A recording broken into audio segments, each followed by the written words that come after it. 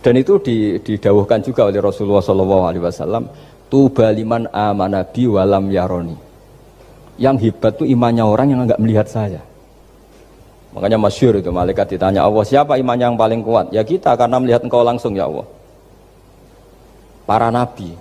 Terus tapi yang dari sekian pertanyaan itu jawab sama, yang paling ajaib adalah umat-umat Muhammad di akhir zaman, enggak menangi nabinya, juga enggak pernah lihat surga neraka, tapi iman sama saya. Dan mereka punya cara untuk imannya itu berkualitas sama dengan kamu para malaikat. Ya diantaranya dengan cara logika tadi yang saya utarakan tadi. Am khuliqu min ghairi syai'in am humul khaliqun. Kalau alam raya ini wujud, maka penyebabnya harus sesuatu yang wujud. Masa sesuatu yang enggak wujud menyebabkan yang wujud. Kalau angka 10 ada, 1 juta ada, pasti dimulai angka 1. Makanya nisbatusnaini wal arba'ah ila ma la nihayatalaha, itu semuanya nisbatul far'i ilal asli. Semua angka berapapun jumlahnya itu binisbat ilal wahid adalah nisbatul far'i ilal asli. Itu cara-cara, makanya tadi kajian ilmu itu tidak ada habis-habis. Makanya perasaan saya itu kemungkinan orang Islam jadi ateis itu kecil, Pak Fatullah. Saya punya kitab, ini saya ulang lagi, kitab calon wali. Kenapa saya sering cerita wali? Kalau di kampus itu kan orang inginnya ya jadi dekan, jadi rektor atau jadi menteri lah kira-kira gitu. Kalau di pesantren orang itu cita-citanya satu, ingin jadi wali. Ya supaya majelis ini barokah, saya tidak perlu cerita dunia kampus. Kalau ceritakan corong Jawa nguyai segoro lah. Bongso keinginan gitu kan tidak selera saya, juga ada dunia saya. Supaya sampai dapat ilmu ya saya cerita dunia. Itu kitab, saya punya kitab calon wali lah kira-kira. Atau wali sudah wali top. Namanya kitab Tasbihul Fuad, karangannya Sayyid Abdul Haddad. Itu beliau cerita, di antara ceritanya itu unik. Kata beliau begini. Saya itu tidak khawatir orang Islam jadi murtad, apalagi jadi ateis. Karena kalimat la ilaha illallah itu sahlatun qaribah, kalimat yang mudah sekali. Sehingga saya tidak khawatir orang Islam yang ketemu orang ateis, ketemu orang macam-macam, asal diajari kalimat ini secara benar. Terus beliau cerita, yang saya takut tuh mereka masalah perempuan dan harta. Kalau iman kayaknya enggak. Singkat cerita yaitu di kitab seperti itu. Singkat cerita saya ketemu banyak orang yang kuliah di McGill atau kuliah di Amerika, di Jerman, mungkin di Norwegia, di mana-mana, di Australia, dan ketemu teman-teman yang di Korea Selatan juga. Mereka itu orang kebanyakan yang nyuwun sewu enggak keluarga kiai, tapi mereka enggak ada yang enggak tetap iman. Ketika saya tanya, kenapa Anda tetap iman? Padahal ada beberapa negara yang lebih stabil, lebih makmur dibanding negara yang mengklaim sebagai negara Islam. Itu cara berpikir ya sederhana. Enggak lah Gus, kayaknya kok Tuhan kok ada tanggal lahirnya, enggak lah, kayaknya yang namanya Tuhan tuh ya awal lah. Masa pencipta langit bumi dituhani orang yang lahirnya di bumi, kayak enggak lah kayaknya. Jadi ya berpikir sederhana. Padahal ya kurang ajarnya Masya Allah. Anak ini ya dugem ya macam-macam, tapi kalau ditanya disuruh yang lain enggak mau dia. Enggak lah, kayaknya yang benar tetap Islam. Karena kalimat ini, yaitu tadi eksistensi Tuhan, tadi eksistensi Allah itu, la ilaha illallah itu kalimatun sahlah, kalimatun qaribah, kalimah yang begitu mudah difahami. Kenapa mudah difahami? Misalnya kita ngaji, Tuhan itu siapa? Yang menciptakan langit dan bumi. Dengan misalnya perbandingan Tuhan itu siapa? Yang lahir di bumi tahun sekian. Enak mana cara kita menerima itu? Kan keren yang menciptakan langit dan bumi. Tuhan itu siapa? Yang ada sebelum langit dan bumi. Dengan misalnya Tuhan adalah yang lahir di bumi. Keren mana itu? Nah, bayangkan kalau kita punya Tuhan Fir'aun, sudah mati jadi tontonan kan, terus gak keren maksudnya punya Tuhan kok seperti itu. Nah ini yang katanya Syekh Abdul Haddad, kalimat ini sahlatun qaribah. Sehingga kalimat ini pula yang kita dilatih, la ilaha illallah kalimatu haqqin 'alaiha nahya wa 'alaiha namut wa 'alaiha nub'ats atau wa biha nub'atsu insyaallah taala minal aminin. Nah, saya sebetulnya tadi datang itu tidak ingin menjelaskan ini, tapi tadi kata Pak Fathul Wahid, ilmu itu kalau dikaji tambah hari tambah mudah, karena perangkat untuk menemukan bulan itu misalnya nggak rata itu gampang sekali. Pakai teori pemandangan ya bisa, pakai teori gambar juga bisa. Kalau teori pemandangan tadi, kalau kita bisa melihat mobil 2 meter masih kelihatan 2 meter, itu dengan jarak berapa masih orisinil seperti itu. Tambah jauh, tambah tidak kelihatan, tambah jauh, tambah. Nah ternyata setelah 5 kilo misalnya tidak kelihatan, berarti untuk jumlah 2 meter hilang per 5 kilo. Nah berarti kalau bulan masih kelihatan segitu, berarti jarak kita dan bulan kira-kira sekian ribu kilo itu bisa dihitung, itu tanpa teknologi. Makanya sebetulnya teknologi itu nyumbang itu nggak sampai 30%. Yang paling banyak ya sains tadi, pengetahuan itu yang kayak tadi orang menemukan pesawat itu kontribusi terbesar tetap pengetahuan. Misalnya pesawat dari bahan ini kalau kecepatan sekian kena angin pecah enggak, tetap pengetahuan yang menopang itu. Teknologi kan paling mengantar supaya pesawat kecepatan sekian didorong mesin sekian dengan apa begitu. Nah, pesantren seperti kita ya, saya ini dididik Mbah Mun, dididik bapak saya, buyut-buyut saya, kiai. Itu sekali alim, yang alim betulan, itu ya alim betul. Ya karena memang yang repot nih yang agak-agak dukun itu ya ribet itu. Penting rambutnya gondrong, terus terkenal gak pernah mandi, terus nanti ada orang tertentu tertarik minta doa, ini yang ribet ini, susah ini sertifikasinya susah ini karena. Tapi kalau kita ini di pesantren yang coro sertifikasinya jelas. Jadi berani jadi Gus harus bisa baca Mu'in gitu, berani jadi Kiai harus bisa baca Wahab. Aturan mainnya jelas kalau di ini. Yang repot tuh yang sebagian itu aturan mainnya tidak jelas. Terus promosinya itu pernah datangi menteri loh, pernah datangi wah ya ribet kalau ukuran keren tuh didatangi apa? Menteri atau pejabat.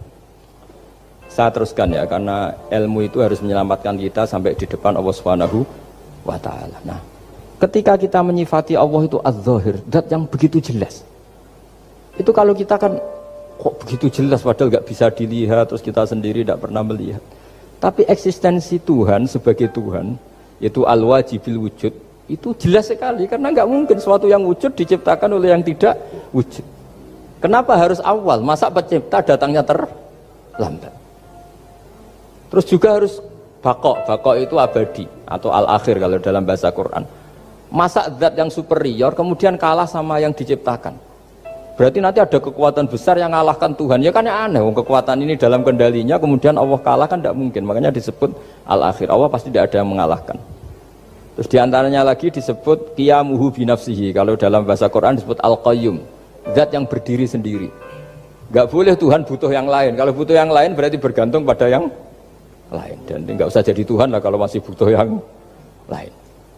Sehingga karena kekuatan ini, saya ulang lagi, karena kekuatan ini, ketika anak-anak mahasiswa kuliah di Jerman atau di Swiss, di negara-negara yang lebih bahagia ketimbang negara yang mayoritas Muslim, itu mungkin mereka tertarik sama sistem negara itu karena ada jaminan sosial ini.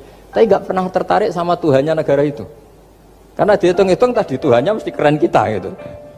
Jadi, nah ini cerita ke saya Abdul Haddad. Kata saya Abdul Haddad, kamu tidak usah khawatir lah umat Islam murtad atau jadi ateis gitu. Karena penjelasan tauhid Islam itu begitu jelas. Jadi by design manusia itu pasti nerima tauhid kira-kira gitu. Jadi ini pentingnya adz-dzahir. Jadi Allah itu begitu apa? Jelas. Tapi Allah juga mensifati dirinya al-batin. Nah, al-batin itu gak mudah dikenali. Kenapa? Karena tubuh kita desainnya ini profan. Tubuh kita tidak sempurna, rentan. Nah, tentu sesuatu yang gak sempurna ini tidak bisa melihat dat yang super apa? Sempurna. Kita bisa rusak sementara Allah tidak. Nah karena alasannya tubuh kita ini didesain untuk rusak, maka di surga itu keyakinan para ulama orang bisa melihat Allah karena desain tubuhnya sudah dirubah dari desain profan menjadi keabadian, sehingga di sini terus ada kelayakan melihat. Itu pun tetap min ghairi kaifin walan hisorin, tetap ya bisa melihat, tapi corong Jawa itu keceluk melihat, tapi tidak sampai faham. Karena bagaimanapun Allah itu la tudrikul absar wa huwa yudrikul absar. Bagaimanapun Allah itu laisa kamitslihi syai'un, tidak ada padanannya. Jadi makanya Allah punya sisi adz-dzahir bisa dikenali sekali. Kenapa? Ya tadi nisbatus naini wal arba'ah ila ma la nihayata laha itu nisbatul far'i ilal asli. Saya punya kitab Pak Fathul Wahid, diajar Mbah Mun dulu, kitab Al-Husunul Hamidiyah. Itu yang ngarang itu ya kayak kelihatan ngawur, tapi ngawurnya orang alim. Jadi di situ ada gambar, gambarnya itu nggak jelas. Mungkin pengarangnya juga nggak bisa gambar kayaknya. Wah bulat, benang bulat ada, gambar gunung ada. Gambar yang tambah ngawur ya banyak sekali. Gambarnya itu gak ada yang jelas. Tapi dari gak jelas itu beliau bilang gini, gambar yang bulat ini, yang gak jelas ini, tetap kamu punya rumus kan, itu dimulai dari satu titik.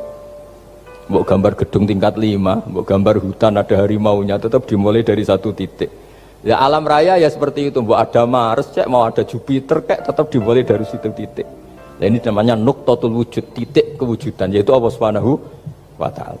Sehingga ketika kita ngaji, ketika di pesantren dulu, penjelasannya adalah Al-Quran maknanya dipadatkan di Fatihah, Fatihah dipadatkan di Bismillah, katanya Bismillah dipadatkan di titiknya ba. Nah, titik ba ini dianggap titik awal wujud, bi kana makana wa bi yakunu mayakun. Kira-kira Allah mentitahkan karena saya semuanya yang ada, dan karena saya yang mau ada bisa saya adakan. Nah, itu sirinya lah. Jadi menerangkan tauhid itu pakai gambar. Gambarnya keliru sekali lah kalau dalam orang seni mesti ngeliat gak seni itu. Karena dia gak butuh gambarnya, butuh mau menjelaskan buat dunia sebanyak ini, buat alam raya sebanyak ini tetap dimulai dari satu titik. Nah, sehingga di sini ada tauhid qul huwallahu ahad, Allahus samad, dan seterusnya. Nah, saya mohon lewat penjelasan ini ya, baik orang yang ahli teknik maupun ahli medis, ahli apa saja, tolong latihlah memberi penjelasan yang mudah sehingga agama ini mudah dicerna. Sehingga kalau ini dijelaskan cara mudah beragama itu jadi gampang. Makanya ciri utama agamanya orang-orang baik itu satu, man radiya billahi robba. Radiya itu seneng banget. Kenapa seneng banget? Karena memang agama ini nyaman, indah. Jadi datang dengan kebenaran yang mudah dicerna. Coba kalau agama ini datang dengan cara misalnya gini, kamu harus menuhankan ini, dan kita tahu itu lahirnya di bumi, kan ada yang ganjel. Kok Tuhan sama buminya dulu, buminya ini gimana ini? Kan pusing. Bu Anda profesor nggak bisa jawab itu.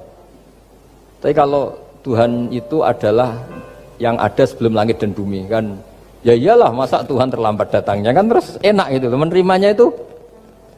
Makanya diantara kekalahan Fir'aun berdebat, ya Nabi Musa ya Nabi lah, juga proses ya. Nabi Musa ketika ditanya Fir'aun, wa ma rabbul alamin, Tuhan kamu itu siapa? Jawabnya Nabi Musa, rabbus samawati wal ardi, yang menuhani langit dan bumi. Itu Fir'aun masih bisa ngeles. Saya jalan-jalan kemana-mana, yang dituhankan saya, berarti yang Tuhan ya saya dong. Ma'alim tulakum min ilahin apa? Ghairi, kata Fir'aun. Soal Tuhan kamu di langit, begini kata Fir'aun. Haman dipanggil, Haman bikinkan piramida yang paling tinggi, saya ingin melihat Tuhannya Musa. Musa bingung kan, padahal kalau naik piramida nanti Fir'aun pun tidak bisa melihat Allah kan. Wong yang Nabi yang kiai aja gak bisa melihat, apalagi Fir'aun. Padahal celakanya ketika dia tidak melihat Allah, dia akan mengatakan Allah itu tidak ada, ribet kan. Itu penjelasan tentang Tuhan ini sebetulnya sudah absolut lah. Rabbus samawati wal ardi, Tuhannya langit dan bumi. Tapi itu gak ngefek, di perdebatan gak ngefek. Yang ngefek adalah ketika Musa bilang gini, Rabbukum wa rabbu abaikumul awwalin, sing nuhani buyutem. Wah kaget pengawal-pengawalnya langsung do iman, meskipun secara siron, secara rahasia. Iya, nah, Quran pangeran berarti buyutnya rada pangeran. Kan pangerannya putu nih, berarti buyutnya wah ribet kan. Ya kalau Fir'aun Tuhan, bapaknya tambah Tuhan kan, mbahnya buyutnya. Akhirnya kata pengawal Quran, geblek tenan Fir'aun. Artinya apa? Kadang argumentasi yang sudah benar, yaitu Tuhannya langit dan bumi kan ya benar lah. Tapi itu tidak ngefek, di perdebatan tidak ngefek. Yang ngefek adalah ketika Rabbukum wa rabbu abaikumul awwalin, yang nuhani nenek moyang kamu. Orang mulai mikir kalau Fir'aun itu Tuhan, lalu nenek moyangnya Tuhannya siapa? Jadi ini seninya, makanya diantara syarat Nabi, jadi Nabi itu sidik, amanat, tabligh, fatona. Fatona itu ada kecerdasan. Dulu Nabi ya sering dibully, jangan kira Nabi itu nggak sering dibully, sering juga Pak Rektor. Jadi ada unta itu kena kudis. Kudis itu ya jenis penyakit menular lah. Nabi dengan teori tawakalnya, Nabi itu punya dua teori, kadang pakai teori tawakalnya, kadang pakai teori preventif. Makanya Nabi pernah ngendikan kalau ada penyakit menular di situ, kamu jangan di situ. Itu pakai teori preventif. Tapi kadang Nabi pakai teori tawakal. Nabi menghentikan la adwa wala tiarut. Tidak ada penyakit menular. Terus orang-orang yang ya usil lah kira-kira gitu. Ada unta kena kudis, dijejerkan yang waras. Ternyata yang waras ikut kudisen lah, ikut sakit. Senang orang ini. Ya Rasulullah, ini saya jejerkan ternyata yang nggak tertular jadi tertular. Padahal engkau bilang nggak ada penyakit menular. Nabi jawabnya lucu. Faman a'dal awwala. Kalau yang pertama ini tertular siapa? Dia dikira Nabi itu kalah karena melihat unta yang kedua. Ternyata Nabi nggak, ketika dipanggil ya Rasulullah ini unta agak gudikan, tak jejerkan yang kudisen, ternyata ikut kudisen. Berarti penyakit itu menular. Tapi Nabi jawabannya faman a'dal awal. Lalu yang kena penyakit pertama tertular oleh siapa? Wah, itu asli dari Allah. Ya maksud saya seperti itu kata Nabi. Nah itu yang dikatakan fatona. Jadi Nabi itu harus punya sifat apa? Fatona. Karena dengan kecerdasan itu Nabi bisa berargumentasi. Kayak tadi, ketika Fir'aun dikatakan Allah yang menuhani langit dan bumi, Fir'aun masih mengklaim dia Tuhan. Karena di mana-mana dia dituhankan. Tapi ketika diingatkan bahwa kamu anak seorang manusia, punya bapak, punya kakek, punya buyut, punya canggah kalau bahasa Jawa. Lalu kalau kamu yang Tuhan, dan Tuhan dimulai Anda, lalu mbah-mbah kamu Tuhannya siapa? Gak bisa jawab kan? Akhirnya banyak punggawa yang saat itu iman. Jadi iman itu bisa menghunjam kepada siapa saja, termasuk yang orang-orang topnya Fir'aun. Sehingga ketika Fir'aun rapat Musa harus dibunuh besok, tangkap besok, sebagian mereka itu membocorkan informasi itu. Datang ke Musa, tadi malam kita ikut rapat, keputusannya Anda dibunuh, maka larilah kamu. Itu barokahnya iman.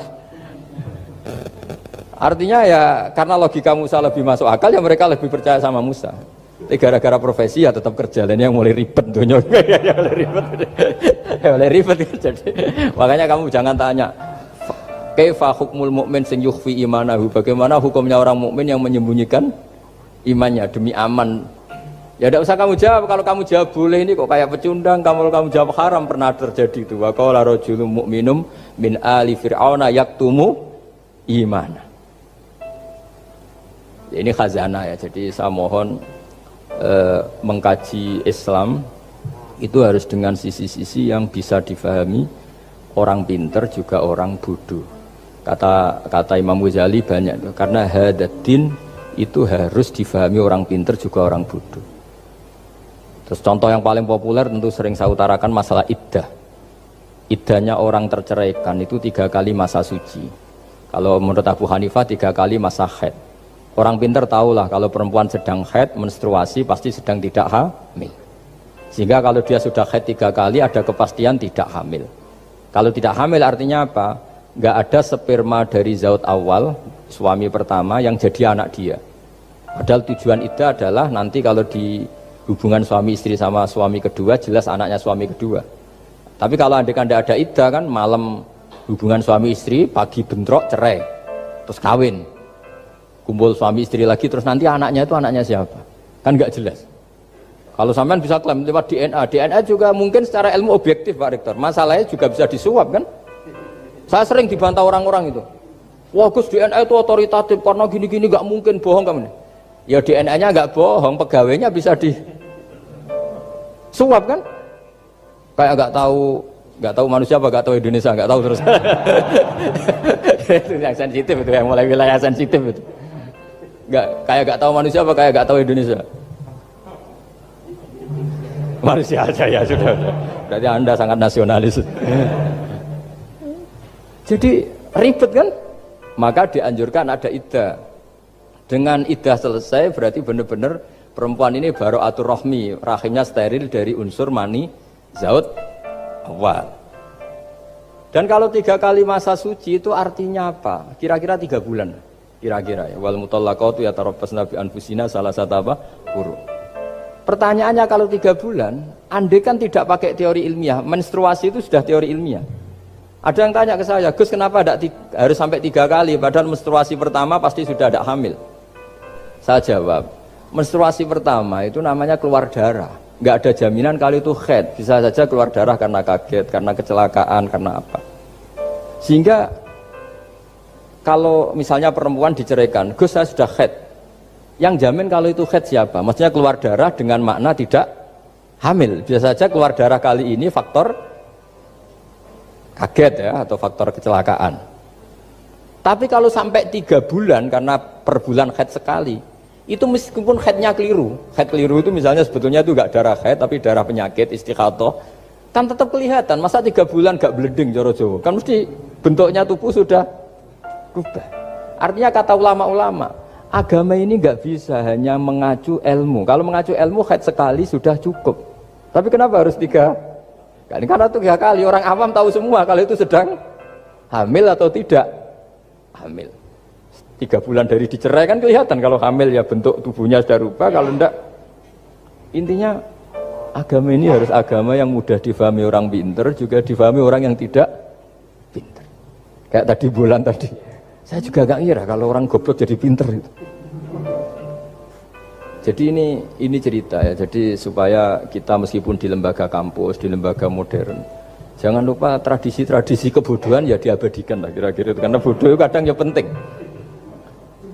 Makanya kalau cerita di dunia wali itu kaca, Anda boleh gak nerima cerita ini, tapi Anda harus percaya kalau kekuasaan Allah itu tidak terbatas. Kenapa orang Madura begitu mencintai kiai? Sebetulnya niatnya ya agak baik, tapi ya baik, gak baik tapi baik. Ada santri itu Madura, dia saking percaya sama kiai itu ya khidmah, bikin teh, masakan kiai, mijitin kiai, pokoknya waktunya diberikan semua untuk kiai. Dan dia nggak pernah ikut ujian. Apalagi ujian kelulusan disertasi dokter nggak pernah dia. Kalau sekolah nggak pernah ikut ujian. Sudah ya saya ridho jadi orang bodoh, sementing ikut jenengan. Suatu saat orang ini mati, kiainya tuh pusing, waduh mati. Nah, ini di dalam alam mimpi itu, kamu boleh nggak percaya, nggak wajib percaya memang. Ini kan ada akidah, jadi tidak wajib percaya. Ditanya sama malaikat, Marabbuka, Tuhan kamu siapa? Jawabannya lucu, malaikat kamu itu gimana? Di mana-mana tanya sama orang pinter, orang bodoh kok kamu tanya? Pusing kan malaikatnya. Di mana-mana namanya tanya, itu ya sama orang pinter, masa orang bodoh ditanya? Yang bener aja kamu. Makanya bodoh ini ya senjata, makanya ini kita kalau pinter ya alhamdulillah, kalau bodoh ya alhamdulillah. Karena bodoh itu penting. Kalau negara ini tidak makmur, yang disalahkan mesti para rektor. Gunanya apa ada rektor kalau nggak solusi bagi bangsa ini? Orang bodoh pasti nggak disalahkan kan? Nanti kalau ada hisab, kenapa Indonesia carut marut? Yang dipanggil Allah itu menteri, rektor, pasti itu. Apa kontribusi Anda sebagai orang pinter, sebagai profesor, sebagai orang bodoh aman? Santai, nggak kena panggilan kan? Karena Anda harus bertanggung jawab. Akhirnya terus malaikat tanya, lalu yang pinter siapa? Yang di atas itu, kiainya yang nalkin itu, yang di atas itu.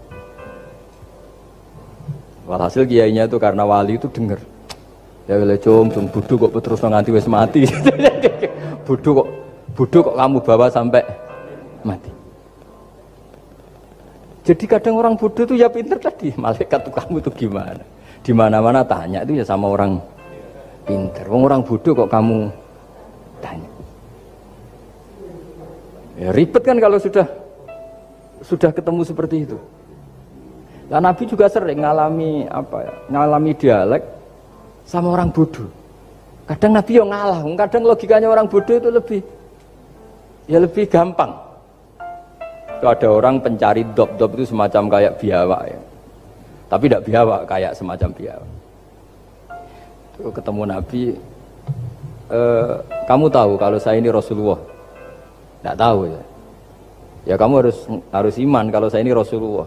Hatta yu'mina laka hadad dop. Ya kalau hewan ini iman sama kamu ya saya iman. Ribet kan ukurannya itu. Waduh, untung Nabi betul.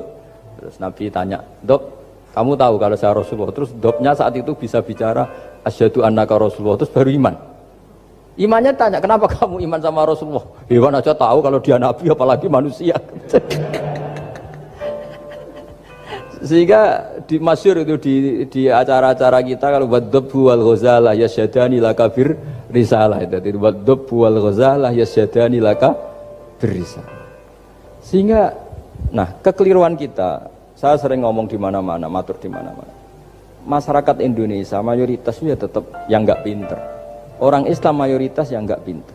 Lalu orang enggak pinter ini diabaikan sehingga mereka tidak jadi energi yang luar biasa untuk mengawal Islam atau mengawal Indonesia. Itu keliru menurut saya. Menurut saya orang-orang yang nggak pinter pun tuh punya nurani. Zaman kita dijajah Belanda, itu tidak semua orang rektor, tidak semua orang profesor, tidak semua orang kiai, tidak semua orang alim. Mereka orang-orang yang nggak terpelajar, tapi tetap tahu caranya melawan apa? Belanda, melawan penjajah.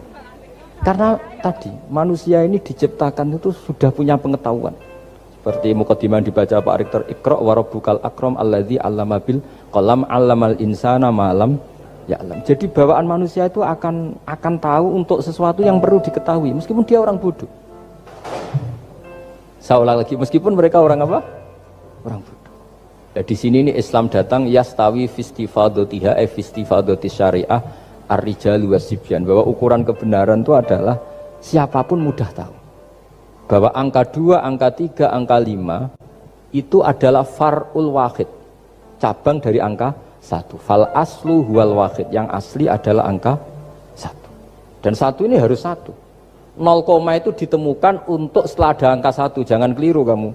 Tanpa ada angka 1 tidak ada 0, 0 ada gunanya kalau ada 01. Misalnya ada orang bilang, tapi kan ada 0,5, tetap saja harus ada angka 1, nggak bisa. Kamu bayangkan 0,5 kan karena ada 1. Artinya apa? Kamu bilang separuh dari 1. Tapi itu pun karena sudah ditemukan aljabar. Makanya kalau dalam matematika Arab, mungkin di sini banyak orang eksak. Kalau matematika Arab itu mudah sekali, Pak. Orang Arab itu nggak mau bilang 2,5. Misalnya zakatnya tijarah itu 2,5. Itu kan kalau kita zaman SD kan garap porogapit. Itu orang Arab nggak mau. Saya pernah cepet-cepetan garap matematika, yang ahli matematika sama saya itu cepet saya. Karena saya pakai matematika bodoh. Justru itu gampang. Kalau orang Arab cara berpikir gini, kalau bilang 2,5 itu rubu'ul usur. Apa? Rubu'ul usur. Dari rubu'ul usur gini, 1/4 dari 1/10. Jadi misalnya 100 1/10-nya berapa? 10. Setelah 10, 1/4-nya berapa? 2,5. Jadi bertahap, rubu'ul usur. Sehingga misalnya gitu, 1 juta kan angkanya nolnya kan 6. Kalau kamu porogapit 2,5 kan keweselan dia porogapit. Kalau orang Arab gampang, 1 juta 1/10-nya berapa?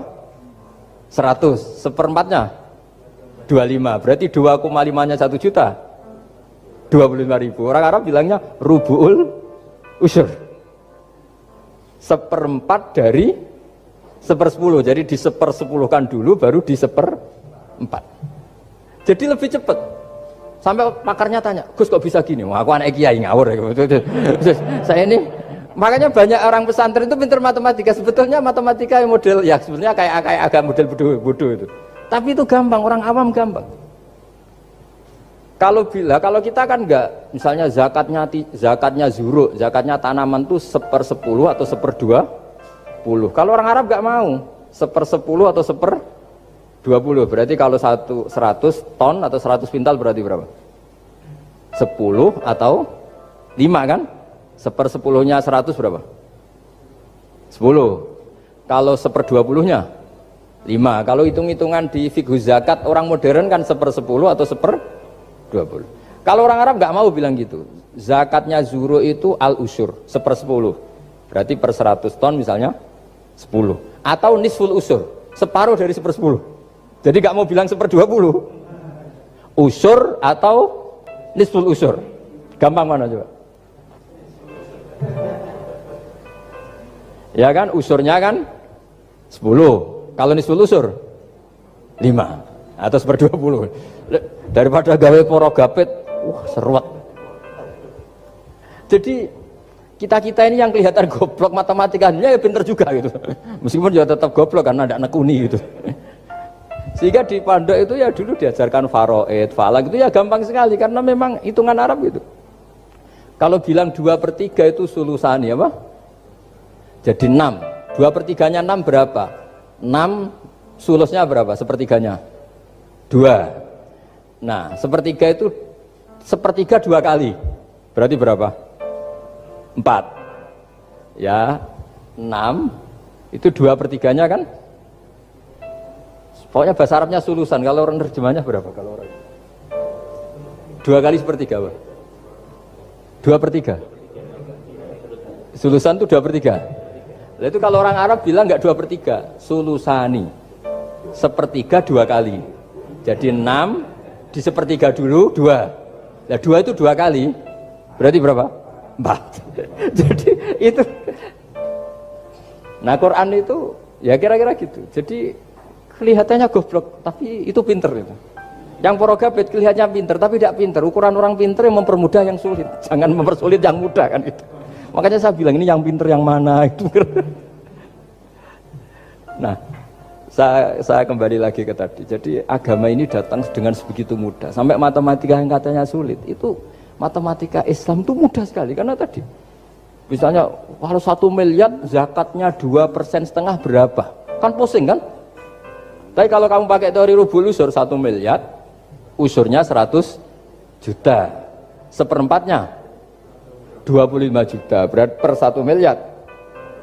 Gampang mana coba sama ngomong itu? Nanti ada yang nyeleduk, gampang kalkulator Gus. Ya ribet lagi kan kalau kalkulatornya pas hilang. Atau pas dipakai anaknya belajar daring, ribet kan HP-nya.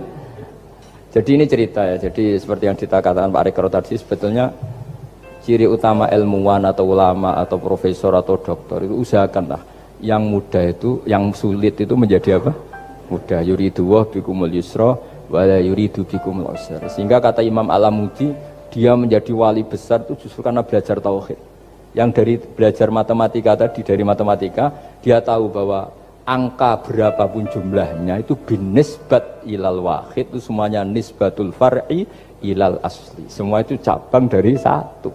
Alam ini kayak apa besarnya, apa Mars, ada Jupiter, tetap semuanya nisbatnya ke Allah adalah nisbatul far'i ilal asli. Semua itu diciptakan oleh